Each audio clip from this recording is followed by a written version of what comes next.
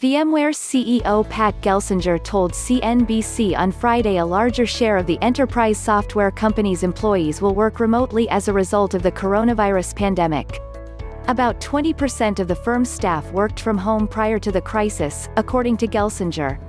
"I expect, as we continue in this environment, we're sort of going to end up in the 50% to 60% range over time, and I don't think we're atypical," Gelsinger said on Squawk on the Street. "We're doubling, tripling the amount of work from home."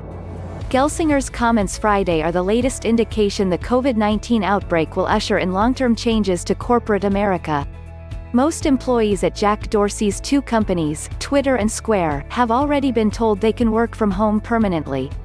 Facebook CEO Mark Zuckerberg recently predicted as much as 50% of the social media giant's employees could be working remotely in the next 5 to 10 years. "Sometimes it takes a decade to make a week of progress. Sometimes a week gives you a decade of progress," Gelsinger said. "All of a sudden, education, healthcare, work from home, are making huge steps forward." Gelsinger said those developments instill confidence that technology, software and cloud, in particular, will be stronger than the overall economic climate. For VMware, specifically, many of its business units, such as Workspace ONE and Carbon Black, will be critical for businesses to operate in a world with a more distributed workforce, Gelsinger said.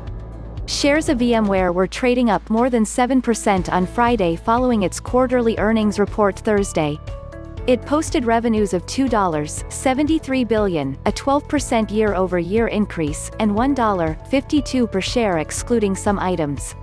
Gelsinger said VMware issued a more modest view of its upcoming quarters due to the new ways of doing business. "We have to generate those new projects," he said, "but it requires new muscles in a remote work environment." VMware, based in Palo Alto, California, had about 31,000 workers in 169 offices globally as of January 31. Gelsinger said many of the company's smaller, satellite offices may close. But the Silicon Valley headquarters are still a part of the company's future plans.